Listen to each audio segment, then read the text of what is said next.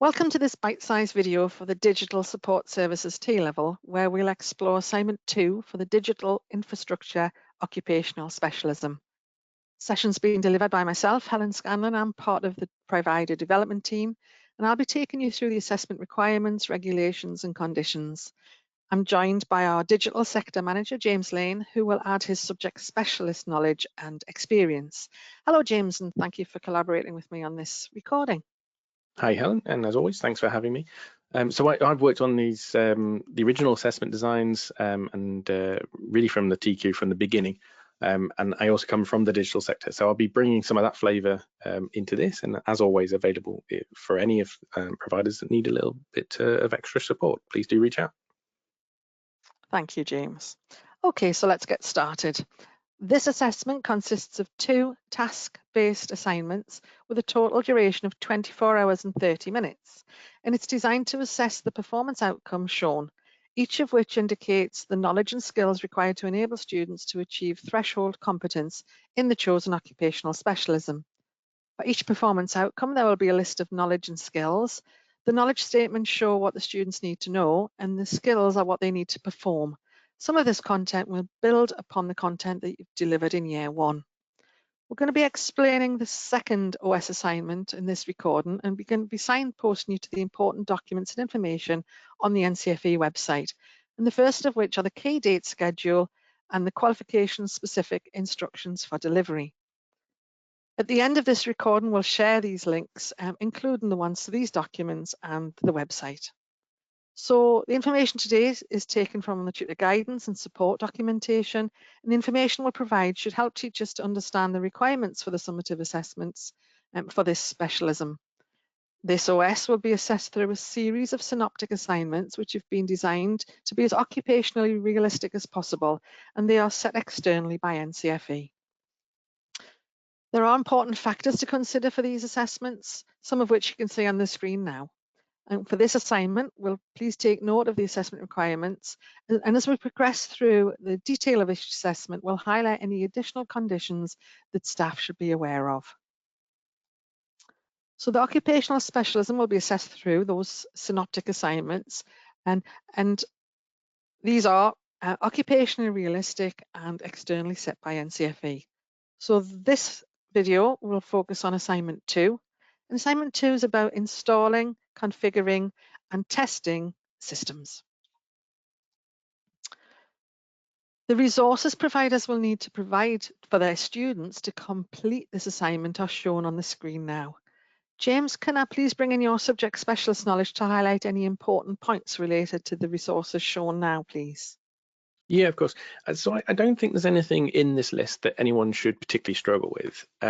I think it's perhaps worth mentioning, as always, we wherever possible, we tend to stay away from naming specific vendors or specific brands. And so you'll see that in things like network cable testers, the same way we reference flute testers, for example. It's up to you to choose which one you feel is the right one for this assessment or for the teaching of the program. But if you ever do want a signpost or you want to bounce some ideas off someone, then that's absolutely what we're here for. But generally speaking, I would consider this resource list to be fairly standard. It's probably something you already have by now. But I suppose the other thing to mention is in the design of the systems, which we'll get onto in a second, we don't have a preference on whether there's physical machines that you provide or virtual machines. It's been my experience that probably most people do tend to do it on virtual machines, but it's not a requirement. So as always, if you want to talk through those ideas, please do reach out. That's what we're here for. Thank you, James. So assignment 2 consists of 2 separate tasks that should take place during an assessment window. And for the Summer 2025 series, the dates for these tasks are shown on the screen now. But please refer to the key date schedule for other series dates. Students will work independently under supervised conditions, and internet access is not allowed. The tasks can be carried out either using virtualization software or physical computers, just as James has just said. All print screens the student should take should be numbered and linked to the task as stated in the workbook for this assignment, and the electronic workbooks are included in the assignment briefs. If students have any access arrangements or reasonable adjustments, such as additional time for assessments, then providers should apply that internally and increase the task times by the relevant amount. The assessment material should only be made available to students during the scheduled session, so do take account of this and ensure that you have secure storage areas for your students' evidence. So assignment 2 is worth a total of 53 marks, and marks are awarded against the skills and knowledge performance outcomes shown. Students will have a total of 6 hours to use the information in the assignment brief to carry out the work required and demonstrate their knowledge and skills. There are 4 marks allocated to this first task, and as you can see, PO2 is assessed. James, just to quickly come to you to talk about a typical project brief and activities for this, please. Absolutely. So we're continuing with the same scenario. It's still conceptually for Willow. The thing that we're going to be asking the students to do at this point is the creation of a straight through network cable, and of course testing the functionality, which I alluded to before with the cable tester. So it's a relatively simplistic from an assessment perspective, not necessarily from a challenge. They should absolutely, it will stretch them, but it's quite a simplistic one that we've got to talk to today. So we're really looking for termination protocols to be followed correctly, and I believe they need to be imaged. So we're looking for photos to be taken to show that they have terminated in the correct standard. That's it for task 1. Lovely, thank you. And of course, the summary of the evidence that the students will need to produce and centres will need to submit for marking is now shown on the screen. And now moving on to task 2, the marks awarded and how they relate to the performance outcomes can be seen on the screen now. And again, James, is anything additional we can talk about for the brief and activities for this task, please? So for task 2, yeah. So they're developing a test system. So what we're thinking, or what we need the students to be thinking about, is the servers, desktops, and wireless devices. They've got to be thinking about ensuring all the processors and servers are all installed and configured correctly as per the plan. So this is quite a methodical task. They need to work through it step by step, and we do provide, I think, sort of a table, for want of a better expression, with tick boxes to ensure that they're working through it step by step and they're including all of their evidence. I think it seems to be a really fun and really sort of stretching challenge for students, that they get to implement, I suppose, all of the learning that they've had in this sort of topic area, but it really gets sort of hands-on. It's quite a fun one for them to do, so looking forward to seeing those. Lovely, thank you, James. And then finally, the evidence requirements can also be seen on the screen now.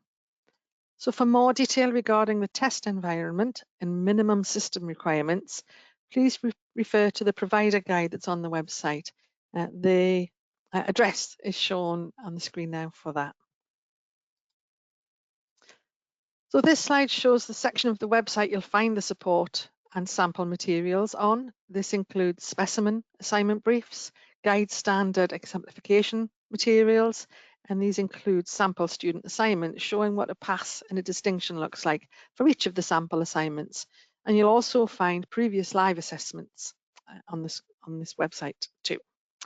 We've also included links to the current QSID and key date schedule, which can also be found on the NCFE website. James, just before we finish talking about assignment 2, is there anything else you'd like to add? Maybe just to highlight the fact that there's 2 quite distinct tasks in this. Obviously, the network cable creation, in the first task, and then the config in the second.